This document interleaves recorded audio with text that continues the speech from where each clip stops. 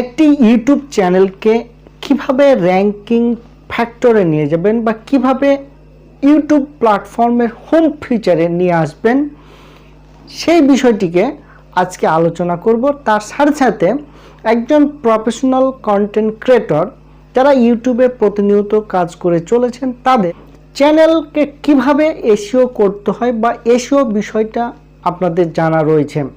তো যারা নতুন কন্টেন্ট তাদের জন্যই মূলত আমি আমার কন্টেন্টগুলো প্রোভাইড করে থাকি।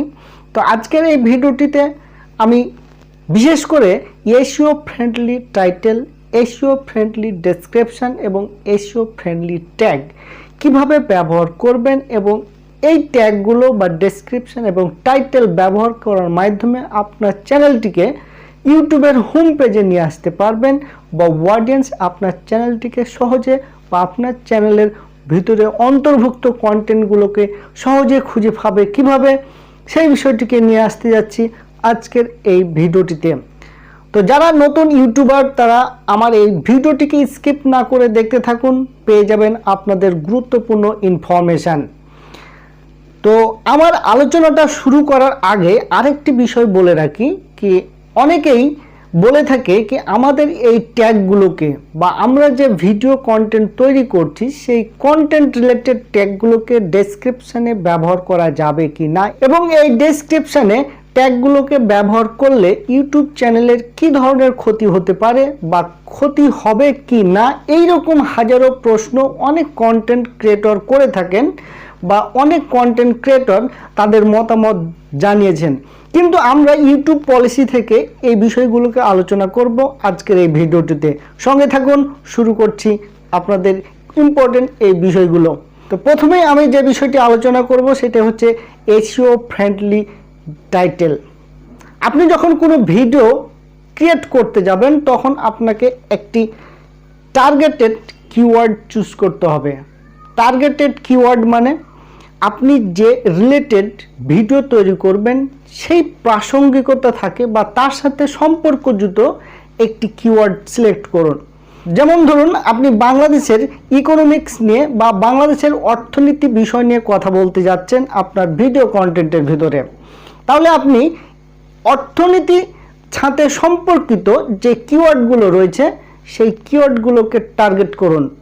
এরকম বিভিন্ন কিওয়ার্ড রয়েছে যেমন financial, inflation, deflation, money laundering, বিভিন্ন ধরনের শব্দ থাকতে পারেন। তার মধ্যে একটি শব্দকে আপনি টার্গেটেড কিওয়ার্ড হিসাবে চুজ করুন এবং এই টার্গেটেড কিওয়ার্ডকে নিয়ে আপনার ইউটিউব ব্রাউজারে এসে ইউটিউবের যে সার্চ সেকশন রয়েছে সেই সেকশানে এসে এই কিওয়ার্ডগুলোকে দিয়ে সার্চ করুন। তাহলে দেখতে পাবেন এই ওয়ার্ডটির ভ্যালু কতটুকু বা কতগুলো অডিয়েন্স এই সম্পর্কিত কন্টেন্টগুলোকে সার্চ করছে। এই ইউটিউবের সার্চ সেকশন দ্বারা সার্চ করার পরে আপনি চলে যান গুগল কিওয়ার্ড প্ল্যানারে। কিওয়ার্ড প্ল্যানারে গিয়ে এই ওয়ার্ডগুলোকে ইনপুট করুন এবং দেখুন এর সার্চ রেজাল্ট কেমন এবং এর কম্পিটিশান কেমন রয়েছে। যে কিওয়ার্ডগুলোর সার্চ রেজাল্ট ভালো এবং কম্পিটিশান লো সেই কিওয়ার্ডগুলোকে চুজ করুন এবং এই কিওয়ার্ড দ্বারা আপনি একটি টাইটেল নির্ধারণ করুন। ধরুন আপনি যদি বাংলাদেশের কোনো ইউটিউবার বা বাংলাদেশের মোস্ট পপুলার ইউটিউবার সম্বন্ধে কিছু কথা বলতে চান তাহলে এরকম টাইটেল চুজ করতে পারেন, top 10 most popular YouTuber in Bangladesh অথবা top 10 most popular YouTuber in Bangladesh 2023, আবার most popular YouTuber in Bangladeshi. এরকমভাবে আপনি কিওয়ার্ডটিকে সঙ্গে নিয়েই আপনি একটি লং টেল টাইটেল তৈরি করবেন বা লং টেল কিওয়ার্ড দ্বারা টাইটেলকে তৈরি করবেন। আপনি যদি এরকম একটি এসইও ফ্রেন্ডলি টাইটেল তৈরি করতে পারেন তাহলে আপনার ভিডিও কন্টেন্টটি ইউটিউবের সার্চ রেজাল্টে র্যাঙ্কিং করার সম্ভাবনা অনেকটাই বেশি। দ্বিতীয়ত হচ্ছে এসইও ফ্রেন্ডলি ডেসক্রিপশন। আপনি ভিডিও কন্টেন্টে কি প্রোভাইড করছেন বা আপনার ভিডিও কন্টেন্টটি কি সম্পর্কে বলতে যাচ্ছেন এই নিয়ে একটি ডেসক্রিপশন আপনাকে লিখতে হবে। আর এই ডেসক্রিপশন আপনার ইউটিউব চ্যানেলের জন্য অত্যন্ত গুরুত্বপূর্ণ বিষয়। এই ডেসক্রিপশনকে অ্যাভয়েড করে আপনি যদি আপনার কন্টেন্টকে আপলোড করেন তাহলে অডিয়েন্স বুঝতে পারবে না আপনি কি সম্পর্কে লিখছেন। ইউটিউব অ্যালগরিদমকে আপনি বুঝাতে পারবেন না কি আপনি অডিয়েন্সের জন্য কি প্রোভাইড করছেন। তো আপনি যেই কন্টেন্টটি আপলোড করুন না কেন সেই কন্টেন্ট সম্পর্কিত আপনাকে একটি ডেসক্রিপশন লিখতে হবে। কিন্তু এই ডেসক্রিপশানে অনেকেই কিওয়ার্ড ব্যবহার করে থাকেন। তবে আপনাকে এখানে একটা জিনিস সবসময় মনে রাখতে হবে যে আপনার ডেসক্রিপশান যেন 300 শব্দের বেশি না হয়। আর 300 শব্দের বেশি হলে আপনাকে 0.5% কিওয়ার্ড ইউজ করতে পারবেন। অর্থাৎ আপনি যদি 1000 শব্দ ইউজ করেন ডেসক্রিপশন বক্সে তাহলে আপনি 5 বার কিওয়ার্ড ব্যবহার করবেন এবং এই কিওয়ার্ডগুলো দ্বারা আপনি একটি সুইটেবল সেন্টেন্স তৈরি করবেন যে সেন্টেন্সগুলোর মধ্যে আপনার ওই টার্গেটেড কিওয়ার্ড যেন লুকায়িত থাকে। তাহলে আপনার একটি কিওয়ার্ড সমৃদ্ধ ডেসক্রিপশন তৈরি হয়ে যাবে। আর এই কিওয়ার্ড সমৃদ্ধ ডেসক্রিপশন তৈরি করে যদি আপনার ভিডিও কন্টেন্টের ডেসক্রিপশনগুলো লিখতে পারেন বা ডেসক্রিপশনগুলো ইনপুট করেন তাহলে সহজেই ইউটিউব টার্মিনেট করতে পারেন আপনি কি সম্পর্কে ভিডিওটি প্রোভাইড করছেন এবং ইউটিউব অ্যালগরিদম অটোমেটিক্যালি অডিয়েন্সের নিকট আপনার ভিডিওটিকে তুলে ধরবে। তৃতীয়ত হচ্ছে এসইও ফ্রেন্ডলি ট্যাগ। তা আপনি যে কন্টেন্ট তৈরি করছেন সেই কন্টেন্ট রিলেটেড বিভিন্ন ওয়ার্ড রয়েছে সেই ওয়ার্ডগুলোকে আপনি ইনপুট করেন, কিন্তু তার আগে আপনাকে ওই ওয়ার্ডগুলোকে সার্চ ইঞ্জিনে অথবা কিওয়ার্ড প্ল্যানারে আপনাকে সার্চ করে নিতে হবে কি এর কম্পিটিশান এবং সার্চ রেজাল্ট কেমন। যদি এগুলো সার্চ রেজাল্ট ভালো হয় এবং কম্পিটিশান লো থাকে তাহলে আপনি সেগুলোকে কিওয়ার্ড হিসাবে ব্যবহার করতে পারবেন। এখন আমি মূল বিষয় ফিরে আসি।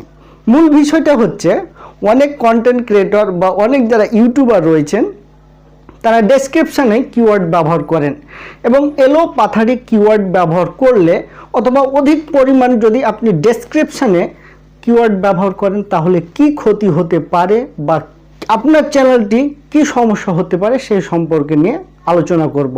আপনি যদি একজন প্রফেশনাল কন্টেন্ট ক্রিয়েটর হয়ে থাকেন বা ইউটিউবার হয়ে থাকেন তাহলে আপনাকে অবশ্যই ডেসক্রিপশন বক্সে অধিক পরিমাণ বা এলোপাথারি ট্যাগ ব্যবহার করলে কি সমস্যা হবে এই বিষয়টিকে জানা অত্যন্ত জরুরি। যদি আপনি একজন প্রফেশনাল ইউটিউবার হয়ে থাকেন তাহলে আপনাকে প্রথমে জেনে নিতে হবে ইউটিউব পলিসিতে কি বলছে। ডেসক্রিপশন বক্সে ট্যাগ ব্যবহার ক্ষেত্রে ইউটিউব পলিসি বলছে avoid unnecessary repetitive reuse of keyword which don't add value to your content. অর্থাৎ আপনি আননেসেসারি যদি অনেকগুলো কিওয়ার্ড ব্যবহার করেন ডেসক্রিপশানে এবং যদি ওই কিওয়ার্ডগুলো আপনার ভিডিও কন্টেন্টের ভ্যালুকে অ্যাড করতে না পারে তাহলে সেটা আপনার চ্যানেলের জন্য অনেক ক্ষতিকর হতে পারে। যেমন আপনি একটি বিষয় সম্পর্কে ভিডিও কন্টেন্ট তৈরি করেছেন কিন্তু কিওয়ার্ডগুলো লিখছেন অন্য বা কিওয়ার্ডগুলো আপনার ভিডিও কন্টেন্টের সাথে সম্পর্কিত না, সেই কিওয়ার্ডগুলোকে আপনি বারবার লিখছেন বা অনেকেই কমা দিয়ে লেখে অনেকে ড্যাশ দিয়ে লেখে। এভাবে এলোপাথারি যদি আপনি ডেসক্রিপশন বক্সে ট্যাগগুলোকে লিখে থাকেন তাহলে সেটা স্প্যামিংয়ের আন্ডারে পড়ে যাবে বা ট্যাগ স্ট্যাপিং হয়ে যাবে। তো ডেসক্রিপশন বক্সে যদি এরকম আপনি এলোপাথারি ট্যাগ ব্যবহার করতে থাকেন তাহলে ইউটিউব অ্যালগরিদম বা ইউটিউব প্ল্যাটফর্ম আপনার ভিডিও কন্টেন্টটিকে সার্চ রেজাল্ট থেকে সরিয়ে নিতে পারে। দ্বিতীয়ত আপনি যেহেতু অনেকগুলো ট্যাগ ব্যবহার করছেন সেক্ষেত্রে সেটা কমিউনিটি গাইডলাইন ভায়োলেন্স বা যাকে স্প্যাম বা ডিসেপটিভ প্র্যাকটিস বলে ইউটিউব ধরে নিতে পারে।